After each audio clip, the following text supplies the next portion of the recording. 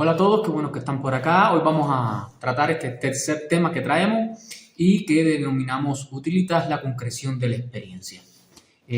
Vamos a ubicarnos un poco en contexto y vamos a recordar que venimos hablando de la triada vitruviana con el objetivo de establecer criterios sólidos para evaluar qué tan buena es esta arquitectura.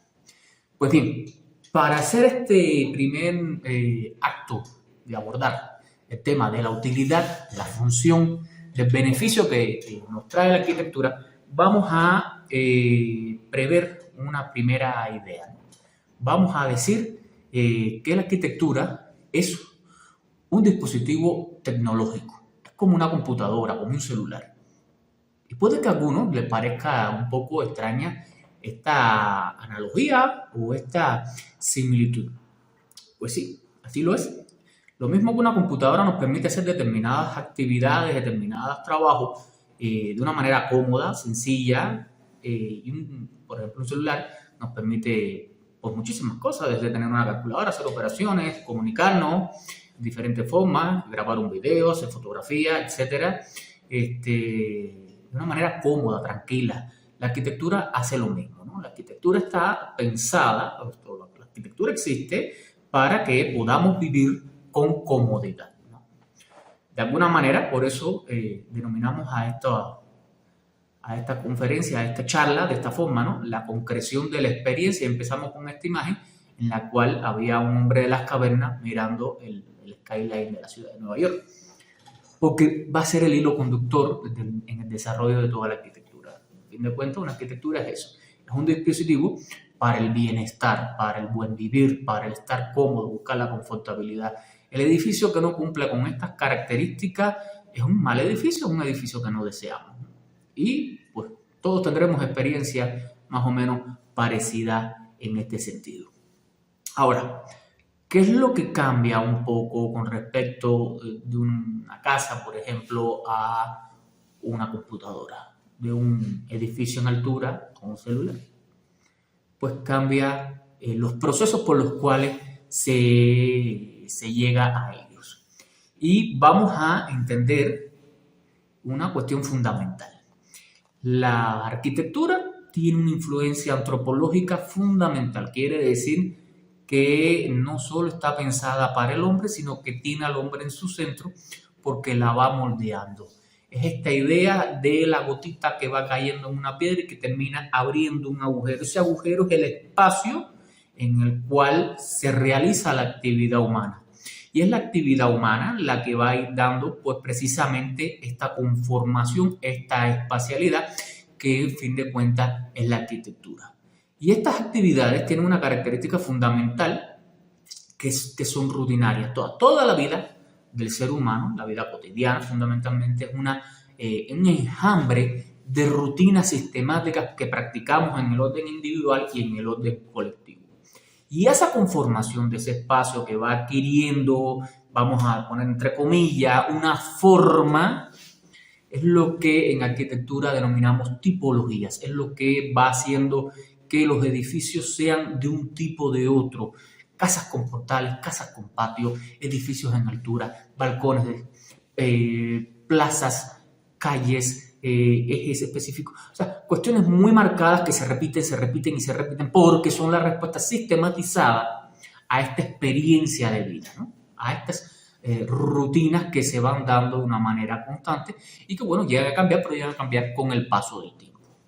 Para comprender un poco más este proceso de cómo la actividad humana va generando estos espacios tipológicos, como la gotita de agua va abriendo este agujero en la roca, vamos a ver tres ejemplos de tres épocas diferentes conectados por un elemento tipológico y cómo esta actividad va a ir labrando la transformación sistemática de esta tipología. ¿Ok?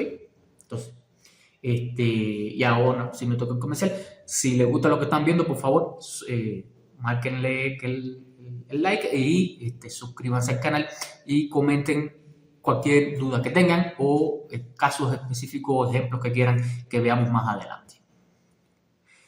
Bueno, entrando en materia, vamos a abordar la cuestión basilical. La basílica, bueno, pues todo el mundo la conocemos al día de hoy relacionada con el tema de las iglesias, pero la basílica es una tipología arquitectónica que viene del mundo romano. Era un edificio en sus inicios comercial y que se basa en una planta rectangular con naves centrales y laterales y dos ábsides que son estas especies de semicírculos que se ven en planta que terminan en unas especies de medias cúpulas, ¿no?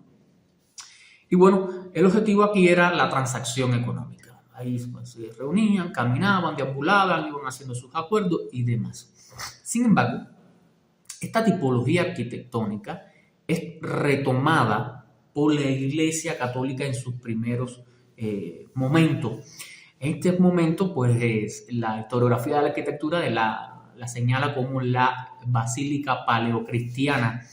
Y si nos acercamos a su conformación en este ejemplo que traigo de la primera basílica de San Pedro, o sea, esta es la anterior a la actual, ¿no? Vemos una planta muy similar. Vemos el fenómeno de las naves, la nave central, las naves laterales, y vemos que ha desaparecido un ábside, quedando solamente uno. ¿Por qué pasa esto? Esto es lo interesante. Ha cambiado la función del edificio. El edificio ahora ya no es un edificio comercial, es un edificio religioso, y la liturgia católica tiene sus pautas. Y sus pautas es que hay un clero delante impartiendo una misa y hay una feligresía enfrente que está participando de la misa. Entonces esta cuestión escenográfica, por decirlo de alguna forma, implica un telón de fondo.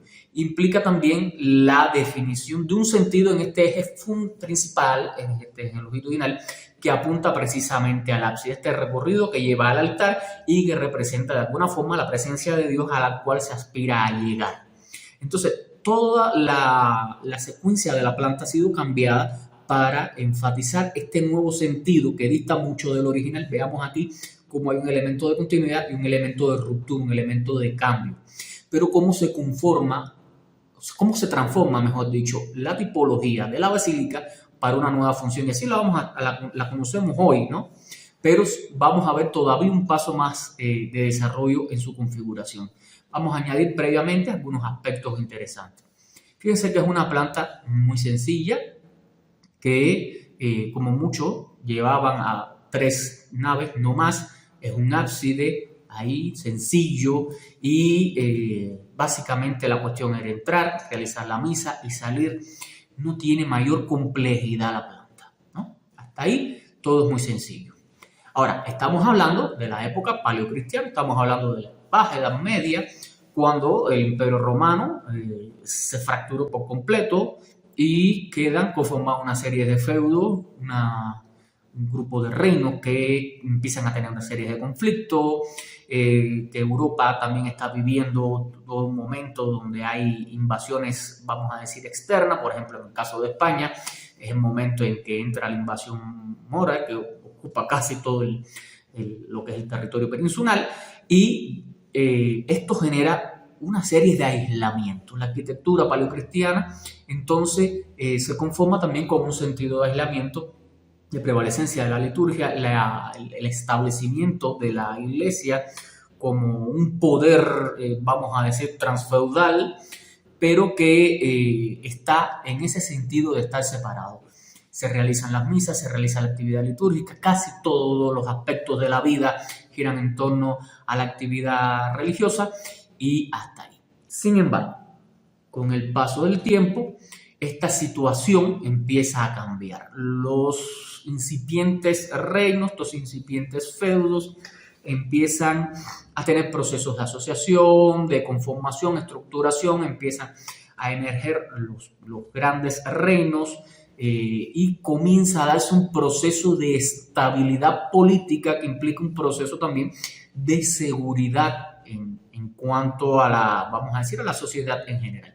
Y esto permite que comience a darse un fenómeno que son las peregrinaciones. Si nos remontamos otra vez, nos regresamos al origen del cristianismo, recordaremos que bueno, los apóstoles de Jesús pues, salieron a predicar el evangelio y bueno, pues en su camino se dispersaron por muchos lugares llevando consigo no solo la palabra de Dios, sino también pues una serie de objetos y de cuestiones materiales que la iglesia atesora como reliquias. Entonces, para los nuevos feligreses es una cuestión importante poder visitar estos lugares donde estaban los restos o las reliquias de estos apóstoles. Y eso lleva a que, dado el nuevo contexto de estabilidad política y de seguridad, pues comienzan las peregrinaciones. Y las iglesias tienen que adaptarse a esta situación. ¿Por qué? Porque empieza a haber un conflicto funcional entre la cuestión litúrgica y la cuestión del peregrinaje. Y esto lleva a una evolución de esta planta basilical. Y traemos aquí el caso de Santiago de Compostela, una iglesia eminentemente denominada de peregrinación, en lo que la historiografía de la arquitectura denomina el periodo románico. Románico, entre otras cosas, abrimos el paréntesis, porque reinterpreta o trata de ser al estilo de las ruinas romanas que influenciaban a los nuevos constructores de la época. No vamos a meternos mucho en las cuestiones de estilo, para eso tendremos la próxima plática, pero de momento vamos a dejarlo ahí. Es una iglesia de peregrinación y vamos a observar su configuración. Detrás es una arquitectura mucho más compleja, una arquitectura que ya ha ganado en el terreno de la experiencia constructiva, pero también, y es lo que nos interesa en esta charla, ver cómo ha ganado en el terreno de la experiencia arquitectónica, en esa configuración de las plantas. La planta, en este caso, bueno, la vemos, tiene 3 naves, tiene un transepto muy bien definido, tiene un crucero, tiene no solamente el ábside ha ganado en complejidad y tiene una serie de axiolo donde se guardaban precisamente las reliquias. Y aparece el deambulatorio por detrás del ábside, de forma que puede estarse dando la misa y pueden los feligreses estar pasando y recorriendo la iglesia completamente sin interrumpir esta función. Y este es el gran aporte de esta, vamos a decir, funcional de esta época, cómo la tipología se transforma en función de esta nueva necesidad que aparece y cómo la arquitectura en sí da respuesta, formaliza esa respuesta y la sistematiza a través de una tipología específica. A partir de este momento, las iglesias todas van a seguir de alguna manera u otra este patrón. ¿Por qué? Porque ya es un requerimiento sistemático que se le hace al programa arquitectónico. Y cuando digo programa, pues me refiero a la serie de funciones y de espacialidades que debe tenerse en cuenta a la hora de hacer el edificio. Entonces, ¿qué hemos visto hasta aquí? El origen de una tipología en el mundo romano, su adaptación a la nueva o a la emergente Iglesia Católica y su transformación en el tiempo a través de procesos de prueba y error, porque como hemos dicho otras veces, todavía es una arquitectura muy empírica que va a transformar y que va a hacer que se alimenten nuevas configuraciones de esta tipología. Muy bien, si vemos, este es el proceso por el cual se configura la arquitectura tradicional. La arquitectura tradicional siempre es buena, no falla. ¿Por qué? Porque ha tenido mucho tiempo detrás, mucha sistematicidad. Todas sus soluciones, tanto desde el punto de vista constructivo, arquitectónico, han sido sedimentadas año con año, generación con generación, y se ha validado. Entonces, la arquitectura tradicional es un caso de estudio formidable para entender esta relación que existe entre una experiencia de vida que se da por esta sistemática, el fenómeno o la dimensión, vamos a decirlo así, la dimensión de la utilidad de la arquitectura, las utilitas de las que nos hablaba Vitruvio y que habíamos comentado hace 2 charlas atrás, y el valor que tiene la arquitectura. ¿Por qué hablamos del valor? Bueno, porque una arquitectura que es útil es una arquitectura que es buena. Y una arquitectura que no funciona bien, que nos genera problemas, pues es una arquitectura mala. Automáticamente tenemos un concepto de valor con ella y entonces podemos efectivamente, ¿no?, satisfacer la pregunta inicial que traíamos, ¿no? ¿Qué tan buena es esta arquitectura? Pues si eso funciona, es buena; si no funciona, es mala. Entonces la utilidad implica esta dimensión de valor. Y aquí aparecen grandes preguntas que debemos de resolver. Y son preguntas que surgen con la aparición de la arquitectura ya en los tiempos modernos, más bien, o la transformación de las sociedades ya no estas sociedades, vamos a decir, tradicionalistas, sino las sociedades modernas, donde hay que enfrentar los fenómenos de cambio cultural, donde el avance tecnológico es una cuestión, bueno, pues al día de hoy casi del día a día, ¿no? Donde el cambio generacional implica rupturas muy grandes en las formas de vida, en los patrones de conducta y por tanto en estas rutinas que hablábamos anteriormente. Y por otro lado, bueno, las demandas que todo esto implica de nuevas funciones, cómo se van a incorporar. No tenemos el tiempo para sedimentar, para cometer errores, tenemos que ir un poquito más allá y tratar de ver cómo las adecuamos. Y los procesos mismos de refuncionalización que son típico ya a estas alturas de la vida, la refuncionalización, por ejemplo, del patrimonio industrial, fábricas que quedaron obsoletas y que han sido reconvertidas en centros culturales, en zonas de vivienda, etcétera. O sea, tipologías que fueron, o edificios que fueron tipológicamente diseñados para responder a una función y que al día de hoy se exige que trabajen de otra manera.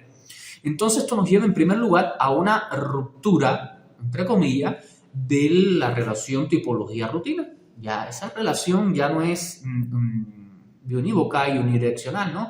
Pues si todos los días hacemos esto de esta manera, pues necesitamos espacios de esta forma, ¿no? Ahora resulta que a cada rato nos cambian las rutinas y los edificios tampoco están del todo planteados para resolverlas y no es que vayamos a estar demoliendo edificios todos los días para estar volviéndolos a construir. Entonces, ¿cómo le hacemos? Cómo desde el punto de vista de la arquitectura, desde el diseño arquitectónico, por ejemplo, podemos abordar esta situación. Y esto, bueno, pues metodológicamente hablando, lo hacemos a través de los estudios de casos, tratando de aprender de lo que ya se ha hecho, de lo que ya se ha llevado a efecto y que por tanto podemos evaluar qué tan bien y qué tan mal. Volvemos otra vez a la misma pregunta, qué tan buena es esta arquitectura y por tanto qué tanto le puedo aprender. Lo mismo si es buena que si es mala, ¿eh?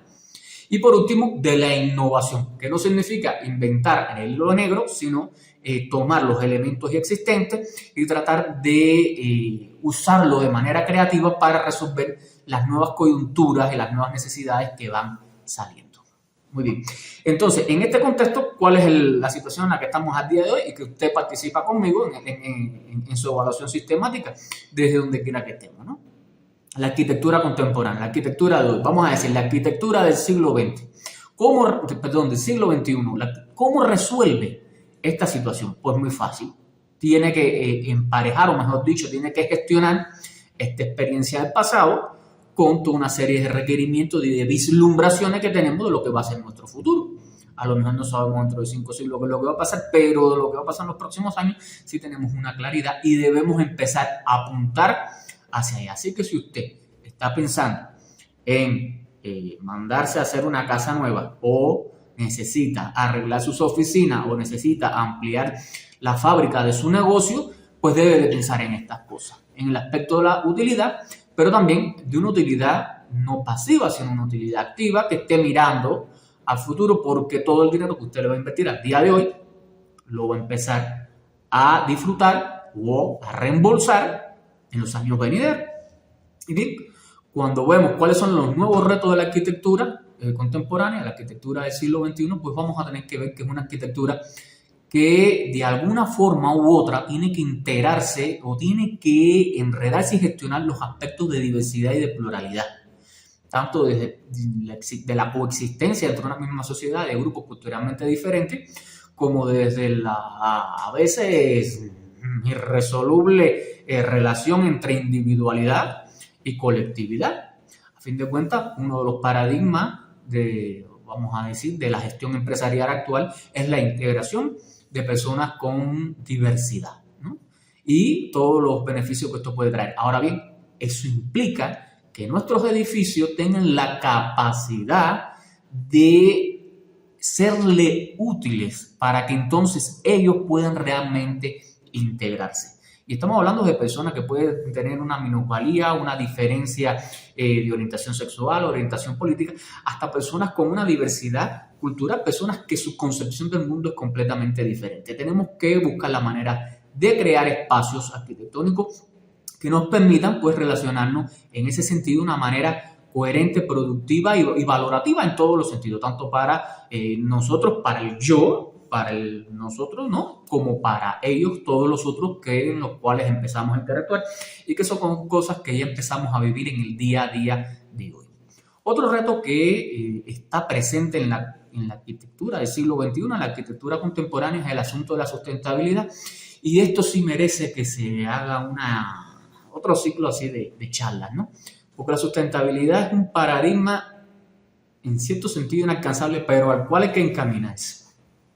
Porque la situación de existencia, de sobrevivencia, incluso de nuestra especie, depende de cómo nos organicemos desde el punto de vista de nuestras conductas, de nuestros patrones de consumo, y la arquitectura que vayamos a construir o que vayamos a intervenir, digo, edificios antiguos que rehabilitemos, tiene que empezar a incorporar estos nuevos patrones de vida, de cómo reconciliarnos con la naturaleza y con los diferentes ambientes para lograr relaciones armónicas en los cuales también podamos sobrevivir, podamos tener una coexistencia tranquila, productiva, donde nosotros y nuestro entorno vaya desarrollándose de una manera, pues vamos a decir, generadora de valores y de bienestar en todos los sentidos.